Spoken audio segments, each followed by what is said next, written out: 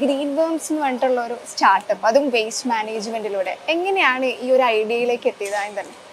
Green worms start ചെയ്യുന്നത് എൻ്റെ co founder ആയിട്ടുള്ള ജാബിർ കാരാട്ടായിരുന്നു. അപ്പോൾ ജാബിർ അവൻ്റെ PG പഠനത്തിന് ശേഷം ബോംബെയിൽ സ്ലംസിൽ അവിടുത്തെ സ്കൂളുകളെ അപ്ഗ്രേഡ് ചെയ്യാനുള്ള ഒരു പ്രോജക്റ്റുമായി ബന്ധപ്പെട്ട് വർക്ക് ചെയ്യായിരുന്നു. അപ്പോൾ അന്ന് അവൻ ഡിസൈഡ് ചെയ്താണ് ഡെവലപ്മെൻറ്റ് സെക്ടറിൽ എന്തെങ്കിലും ചെയ്യണം എന്നുള്ള രീതിയിൽ. അപ്പോൾ കേരളത്തിലേക്ക് തിരിച്ചു വന്നപ്പം ഇവിടെ ഏറ്റവും വലിയ ഇഷ്യൂ ആയിട്ട് നിന്നിരുന്ന ഒരു കാര്യത്തിനെ ഏറ്റെടുക്കുക എന്നുള്ള രീതിയിലാണ് വേസ്റ്റ് മാനേജ്മെൻറ്റ് ചൂസ് ചെയ്തത്. കാരണം അന്ന് വേസ്റ്റിന് കൃത്യമായി പ്രോസസ്സ് ചെയ്യാനുള്ള ഒരുപാട് പരിമിതികൾ നമ്മളെ സംസ്ഥാനത്തിനെ സംബന്ധിച്ചുണ്ട്. അപ്പോൾ അതിനെ നമ്മളുടേതായ രീതിയിൽ എന്തെങ്കിലും ചെയ്യാൻ പറ്റുമോ എന്നുള്ള ഒരു തോട്ട് പ്രോസസ്സിൽ നിന്നാണ് ഗ്രീൻ വേംസ് എന്നുള്ള ഈ ഒരു സ്ഥാപനത്തിന് നമ്മൾ സ്റ്റാർട്ട് ചെയ്തത്.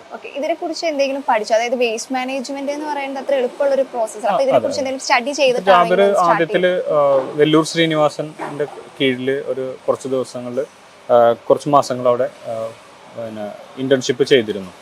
അപ്പോൾ അതിനുശേഷം അതിൽ നിന്നാണ് ബേസിക്സ് ആൾക്ക് മനസ്സിലാവുന്നത്. അപ്പോൾ ആ ഒരു നോളജ് വെച്ചിട്ട് പിന്നെ നമ്മൾ ബാക്കി കംപ്ലീറ്റ്ലി ബിൽഡ് ചെയ്തതാണ്. ഇത് സ്റ്റാർട്ട് ചെയ്യുന്നത് കോഴിക്കോടാണല്ലേ? അതെ, നമ്മൾ പൂനൂർ എന്ന് പറഞ്ഞിട്ടുള്ള ഒരു ടൗണിലാണ് നമ്മൾ ഇനീഷ്യലി തുടങ്ങിയത്. അപ്പോൾ പൂനൂർ അവിടെ തന്നെ നമ്മളൊരു ചെറിയ സ്ഥലം എടുക്കുകയും അവിടെ ഒരു ഷെഡ് കെട്ടുകയും ആ ഷെഡിൽ നമ്മൾ വേസ്റ്റ് സോർട്ട് ചെയ്ത് ആ സോർട്ട് ചെയ്ത വേസ്റ്റിനെ നമ്മൾ പിന്നെ റീസൈക്കിൾ ചെയ്യാൻ പറ്റുന്നത്, റീസൈക്കിൾ ചെയ്യാൻ പറ്റാത്തത് എന്നുള്ള രീതിയിലേക്ക് ഇത് പല ഐറ്റംസായി തരംതിരിച്ച് കയറ്റി വിടുന്നത് ഒരു സ്ഥാപനമായിട്ടാണ് നമ്മൾ ആദ്യം തുടങ്ങിയത്. അപ്പോൾ അന്ന് ആ ഒരു സിറ്റിയിലെ അല്ലെങ്കിൽ ആ ഒരു ചെറിയ ടൗണിലെ വേസ്റ്റിൻ്റെ ഒരു സൊല്യൂഷൻ എന്നുള്ള രീതിയിൽ തുടങ്ങിയിട്ടുള്ളൊരു സ്ഥാപനമാണ്. നമ്മൾ ഇങ്ങനെ ഒരു സ്റ്റാർട്ടപ്പ് സ്റ്റാർട്ട് ചെയ്യുമ്പോൾ നമ്മൾ അതിന്റെ എമൗണ്ടും കാര്യങ്ങളൊക്കെ, ഒരുപാട് ആൾക്കാർക്ക് ഒരു ധാരണയുണ്ട് നമ്മളൊരു ഹ്യൂജ് എമൗണ്ട് ഇൻവെസ്റ്റ് ചെയ്തിട്ടാണ് ഇതുപോലുള്ള സ്റ്റാർട്ടപ്പ് സ്റ്റാർട്ട് ചെയ്തത്. അപ്പൊ എങ്ങനെയായിരുന്നു ഈ ഒരു ഗ്രീൻ വേംസിലേക്ക്? ഞങ്ങൾ സ്റ്റാർട്ട് ചെയ്യുമ്പോൾ നമുക്ക് ഒരു എയ്സിന്റെ വെഹിക്കിൾ, പിന്നെ ഒരു ഷെഡിൽ ചെയ്യാനുള്ള ബേസിക് അമ്യൂണിറ്റീസ് സെറ്റ് ചെയ്യാനും, പിന്നെ നമ്മൾ ആദ്യത്തിൽ ഓടി ഇട്ടാനുള്ള ഒരു വർക്കിംഗ് ക്യാപിറ്റലും. അപ്പം ഞങ്ങൾ തുടങ്ങിയപ്പോൾ ഏകദേശം ഒരു 20 ലക്ഷം രൂപയാണ് നമുക്ക് പ്രാഥമികമായിട്ടുള്ള ക്യാപിറ്റലായിട്ട് നമുക്ക് വന്നിട്ടുള്ളൂ. അപ്പോൾ ഏകദേശം 2014 ലാസ്റ്റിലാണ്, നവംബറിലാണ് നമ്മൾ തുടങ്ങിയത്. അപ്പം അന്ന് 20 ലക്ഷം രൂപ മൂലധനം വെച്ചിട്ട് ഒരു വില്ലേജിലെ പൂനൂർ എന്നുള്ള ഒരു ടൗൺ എന്ന് പറയാം, പൂനൂർ ടൗണിൽ വേസ്റ്റ് എടുത്തുകൊണ്ടാണ് നമ്മൾ സ്റ്റാർട്ട് ചെയ്യുന്നത്.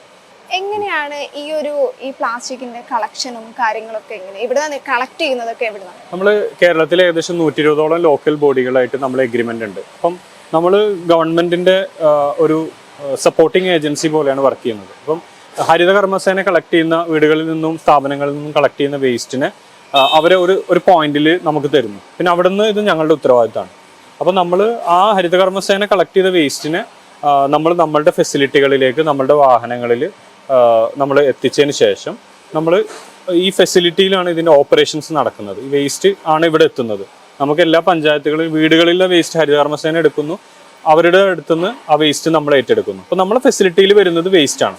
ആ വേസ്റ്റിനെ നമ്മൾ പല ഗ്രേഡുകളായി തരംതിരിച്ചതിന് ശേഷം നിങ്ങളിവിടെ കാണുന്നത് പോലെ ഓരോ ഐറ്റംസ് ആക്കിയിട്ട് നമ്മൾ തരംതിരിക്കുന്നുണ്ട്. അപ്പോൾ ഇവിടുത്തെ തൊഴിലാളികൾ അത് തരംതിരിച്ചതിന് ശേഷം ഇവിടുന്ന് പുറത്തേക്ക് പോകുന്നത് മറ്റൊരു ഇൻഡസ്ട്രിക്ക് വേണ്ട റിസോഴ്സാണ്. അപ്പോൾ നമ്മളത് അവർക്ക് സെല്ല് ചെയ്യാണ് ചെയ്യുന്നത്. അപ്പോൾ വേസ്റ്റിനെ നമ്മളൊരു റിസോഴ്സാക്കി കൺവേർട്ട് ചെയ്തുകൊണ്ട് നടത്തുന്ന എന്നുള്ളതാണ് ഈ ഒരു ഫെസിലിറ്റിയുടെ ഒരു ഓപ്പറേഷൻസ് എന്ന് പറയുന്നത്. അപ്പോൾ ഗ്രീൻ വേംസ് ചെയ്യുന്നതും നമ്മുടെ നാട്ടിലെ വീടുകളിൽ നിന്നും സ്ഥാപനങ്ങളിൽ നിന്നുള്ള വേസ്റ്റ് ഞങ്ങൾ ഏറ്റെടുത്ത് അതിനെ ഒരു റിസോഴ്സ് ആയിട്ട് കൺവേർട്ട് ചെയ്യുക എന്നുള്ളതാണ് നമ്മൾ ചെയ്യുന്നത്. കറന്റ് നമ്മൾ കാസർഗോഡ് മുതൽ തിരുവനന്തപുരം വരെ നമുക്ക് ഓപ്പറേഷൻസ് ഉണ്ട്, പല പല ലോക്കൽ ബോഡീസിലായിട്ട്. അതുകൂടാതെ നമുക്ക് ആൻഡമാൻ, ലക്ഷദ്വീപ്, പിന്നെ അതുപോലെ ചെന്നൈയിലും നമുക്ക് ഓപ്പറേഷൻസ് ഉണ്ട്. അല്ല, ഇപ്പൊ നമ്മുടെ വീടുകളിലൊക്കെ ആണെങ്കിൽ ഈ ഹരിത കർമ്മസേനയൊക്കെ വന്നിട്ട് പ്ലാസ്റ്റിക് കളക്ട് ചെയ്യുന്നുണ്ട്. അപ്പൊ അത് ഡയറക്റ്റ് ഇവിടേക്കാണോ വരുന്നത്? അങ്ങനെയാണോ? അതെ, എല്ലാ ഹരിത കർമ്മസേനയല്ല. ഞങ്ങൾ വർക്ക് ചെയ്യുന്ന ഈ 120 കേരളത്തിൽ 1000-ൽ പരം ലോക്കൽ ബോഡീസ് ഉണ്ട്. അതിൽ 120 ലോക്കൽ ബോഡി ആയിട്ടാണ് ഞങ്ങൾ വർക്ക് ചെയ്യുന്നത്. അപ്പൊ അത് അവിടുത്തെ ഹരിത കർമ്മസേന കളക്ട് ചെയ്യുന്ന വേസ്റ്റ് നമ്മളുടെ ഫെസിലിറ്റിയിലേക്ക് വരും. ഇപ്പൊ ഞാൻ ഇവിടെ വന്നപ്പോഴേ ഇവിടെ ഒരുപാട് വേസ്റ്റുകളുണ്ട്. അതായത് പാലിന്റെ കവറുണ്ട്, ബോട്ടിൽസ് ഉണ്ട്, പേപ്പേഴ്സ് ഉണ്ട്, അതുപോലെ ഡ്രസ് ഉണ്ട്. എല്ലാം സെപ്പറേറ്റ് ആക്കിയിട്ടാണ്. എങ്ങനെ അതിന്റെ ഒരു അതെ, നമ്മൾക്ക് ഇവിടെ വരുന്ന വേസ്റ്റ്, ഒരു വീട്ടിൽ നിന്ന് നമ്മൾ എടുക്കുന്ന വേസ്റ്റ് നമ്മൾ ഇവിടെ കൊണ്ടുവന്ന് കഴിഞ്ഞു കഴിഞ്ഞാൽ അത് പല കാറ്റഗറി ആയിട്ട് നമ്മൾ തരംതിരിക്കും. ഒരു ഉദാഹരണം പറയുകയാണെങ്കിൽ പാലിന്റെ കവർ ഒരു കാറ്റഗറി ആക്കിയിട്ട് പാലിന്റെ കവർ മാത്രം ഒരു ബണ്ടിലാക്കി വെക്കുന്നു. അതിന് ഇപ്പം അതിൻ്റെ അപ്പുറത്തേക്ക് നോക്കി കഴിഞ്ഞാൽ പെറ്റ് ബോട്ടിൽ, നമ്മൾ വെള്ളം കുടിക്കുന്ന ബോട്ടിൽ, പെപ്സിയുടെ ക്യാന്, ഇപ്പോൾ പെപ്സിയുടെ ക്യാൻ, സെവനപ്പിൻ്റെ ക്യാൻ സെപ്പറേറ്റ് വെക്കുന്നു, വാട്ടർ ബോട്ടിലിൻ്റെ ക്യാൻ സെപ്പറേറ്റ് വെക്കുന്നു. അപ്പോൾ അങ്ങനെ ഓരോ ഐറ്റംസും നമ്മൾ പല പല കാറ്റഗറി ആക്കിയിട്ടാണ് വെക്കുന്നത്. അപ്പോൾ നമുക്ക് ശരിക്കും ഇത് റീസൈക്കിൾ ചെയ്യുന്ന ആളുകൾക്ക് എങ്ങനെയാണോ അവർക്ക് ആവശ്യം അതനുസരിച്ചാണ് നമ്മളിവിടെ സോർട്ട് ചെയ്യുന്നത്. അപ്പോൾ നമുക്ക് ഇത് എടുക്കുന്ന കമ്പനിയുടെ റിക്വയർമെന്റ് അനുസരിച്ച് അവർക്ക് വേണ്ട ഇൻപുട്സ് നമ്മൾ ഇവിടുന്ന് തയ്യാറാക്കി കൊടുക്കുന്നു. അങ്ങനെയാണ് ചെയ്തുകൊണ്ടിരുന്നത്. ഇപ്പൊ കുറെ ആൾക്കാർക്കൊക്കെ സംശയം ഉണ്ടായിരിക്കും, ഈ പ്ലാസ്റ്റിക് കവറൊക്കെ എടുത്തിട്ട് എന്ത് ഇതുകൊണ്ട് ഒരു വരുമാനം എന്ന് ചിന്തിക്കുന്ന ആൾക്കാരുണ്ടായിരിക്കും. ജസ്റ്റ് നമ്മൾ യൂസ് ആൻഡ് ത്രോ എന്ന് പറയുന്ന പോലെയാണ് പ്ലാസ്റ്റിക് ആയാലും പേപ്പർ ആയാലും എല്ലാം ചെയ്തുകൊണ്ടിരിക്കുന്നത്. അപ്പൊ ഇത് എങ്ങനെയാണ് ഈ ഒരു സ്റ്റാർട്ടപ്പിലേക്ക് വരുമ്പോൾ അതിന്റെ ഒരു വരുമാനം അങ്ങനെ?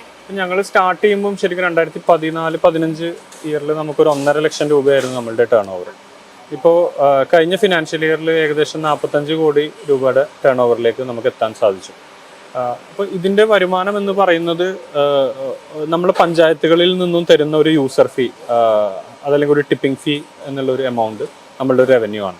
അത് കൂടാതെ നമ്മൾ ഈ ഓരോ ഐറ്റംസും റിസോഴ്സ് ആയിട്ട് ഒരു ഇൻഡസ്ട്രിയിലേക്ക് സെല്ല് ചെയ്യുമ്പോൾ നമുക്ക് അതിൽ നിന്നും ഒരു വരുമാനം കിട്ടും. ഇത് രണ്ടും കൂടെ കൂട്ടി യോജിപ്പിച്ചിട്ടാണ് ഇത് ഒരു ബിസിനസ്സായിട്ട് മാറിക്കൊണ്ടുപോകുന്നത്. ഇപ്പൊ എന്റെ പുറകിൽ കുറെ വേസ്റ്റ് നിങ്ങൾക്ക് കാണാൻ പറ്റും. അപ്പൊ ഞാൻ ചോദിക്കട്ടെ, ഇത്രയും വേസ്റ്റ് നമ്മൾ ബൾക്കായിട്ടാണ് കൊണ്ടുവരുന്നത്. അപ്പോൾ എല്ലാ ടൈമിലും ഇത് നമുക്ക് ഒരേ സമയം എക്സ്പോർട്ട് ചെയ്യാൻ സാധിക്കണമെന്നില്ല. അപ്പൊ എന്താ ചെയ്യുക ഈ വേസ്റ്റ് ഒക്കെ? അതായത് നമുക്കിപ്പോ ചില ഐറ്റംസ് ചില സമയത്ത് ആവശ്യം ഉണ്ടാവും, ചില സമയത്ത് അത് പിന്നെ ആവശ്യക്കാരുണ്ടാവില്ല. അപ്പൊ അങ്ങനെ വരുമ്പോൾ നമ്മൾ അത്തരത്തിലുള്ള ഐറ്റംസ് നമ്മൾ സ്റ്റോർ ചെയ്യേണ്ടി വരും. അപ്പോൾ എല്ലാ കാലത്തും എല്ലാ ഐറ്റംസും നമുക്ക് പോയിക്കോണമെന്നില്ല. അപ്പോൾ അങ്ങനത്തെ ഐറ്റംസ് മാത്രം നമ്മളിവിടെ നമ്മൾ സംവിധാനത്തിൽ സ്റ്റോർ ചെയ്യും, പോകുന്ന ഐറ്റംസ് കയറ്റി വിടുകയും ചെയ്യും. പിന്നെ ചില ഇൻഡസ്ട്രികൾക്ക് ഇപ്പം മഴയാകുമ്പോൾ ചില ഐറ്റംസിന് കൂടുതൽ ഡിമാൻഡ് ഉണ്ടാവും, ചിലെങ്കിലും മഴയാകുമ്പോൾ ചിലപ്പോൾ 2 ഐറ്റംസ് കൂട്ടി നമുക്ക് സെല് ചെയ്യാൻ പറ്റും. അപ്പം അതിനനുസരിച്ചുള്ള ഇൻഡസ്ട്രിക്ക് എന്താണോ വേണ്ടത് അതിനനുസരിച്ച് നമ്മളിവിടെ മാറ്റങ്ങൾ വരുത്തി അവർക്ക് വേണ്ട മെറ്റീരിയൽസ് നമ്മൾ ഇവിടുന്ന് കയറ്റി കൊടുക്കും. ഇപ്പൊ നമ്മുടെ ഈ ഒരു ഗ്രീൻ വേംസിന്റെ കീഴിൽ ഒരുപാട് ആൾക്കാർ ജോലി ചെയ്യുന്നുണ്ട്. അപ്പൊ എത്ര ആൾക്കാരുണ്ടായിരിക്കും എല്ലാ യൂണിറ്റിലും? നമ്മൾ ഏകദേശം ഈ യൂണിറ്റിൽ മാത്രം 50ഓളം ആളുകൾ വർക്ക് ചെയ്യുന്നുണ്ട്. ലേഡീസ് ആണോ? അല്ല, കൂടുതലും 90-95% ലേഡീസ് ആണ്. സ്ത്രീ പ്രാതിനിധ്യം കൊടുക്കുക അങ്ങനെ എന്തെങ്കിലും ഉദ്ദേശത്തിലാണ്? അങ്ങനെ എന്ന് പറയാൻ പറ്റില്ല. നമ്മളുടെ പിന്നെ കമ്മ്യൂണിറ്റിയിൽ നിയർ ബൈ ആയിട്ട് അവൈലബിൾ ആയിട്ടുള്ള ആളുകൾക്ക് നമ്മൾ തൊഴിൽ കൊടുക്കുകയാണ്. അപ്പം കൂടുതലും ഇതിലേക്ക് തൽപരരായി വരുന്നത് സ്ത്രീകളാണ്. അപ്പോൾ അതുകൊണ്ട് നമ്മൾ അവർക്ക് പിന്നെ തീർച്ചയായിട്ടും സ്ത്രീകൾക്ക് മുൻഗണന നമ്മൾ കൊടുക്കാറുണ്ട്. ഇപ്പൊ കറന്റ്ലി കോഴിക്കോട്, മലപ്പുറം, കാസർഗോഡ്, അതുപോലെ ഇവിടെ കൊച്ചിയിലും ഉണ്ട്. അപ്പൊ ഇനി എവിടെയൊക്കെയാ സ്റ്റാർട്ട് ചെയ്യാൻ പോകുന്നത്? അതായത് 14 ഡിസ്ട്രിക്റ്റിലും വേണമെന്നാണ് ആഗ്രഹമല്ല. അപ്പൊ ഇനി അടുത്തായി സ്റ്റാർട്ട് ചെയ്യാൻ പോകുന്നത്? അടുത്ത് ഇപ്പം തിരുവനന്തപുരം അതുപോലെ പാലക്കാടുമാണ് നമ്മുടെ ലിസ്റ്റിലുള്ളത്. കാസർഗോഡ് യൂണിറ്റ് റീസെന്റ് ഇത് അടുത്ത മാസം സ്റ്റാർട്ട് ചെയ്യും. പിന്നെ കണ്ണൂര് നമ്മളൊരു റീസൈക്ലിംഗ് യൂണിറ്റ് ഈ മാസം സ്റ്റാർട്ട് ചെയ്തു. നിങ്ങളുടെ തന്നെ? അതെ, നമ്മുടെ യൂണിറ്റ്. അപ്പം നമ്മളിപ്പോൾ ഈ പാൽക്കവർ പോലെയുള്ള LD ഗ്രേഡ് പ്ലാസ്റ്റിക്സ് ആണ് അവിടെ നമ്മൾ റീസൈക്കിൾ ചെയ്യുന്നത്. അപ്പോൾ നമ്മൾ ഇത്രയും ഐറ്റംസിൽ നിന്നും ഒരു ഐറ്റംസ് നമുക്ക് അവിടെ പ്രോസസ് ചെയ്യാം.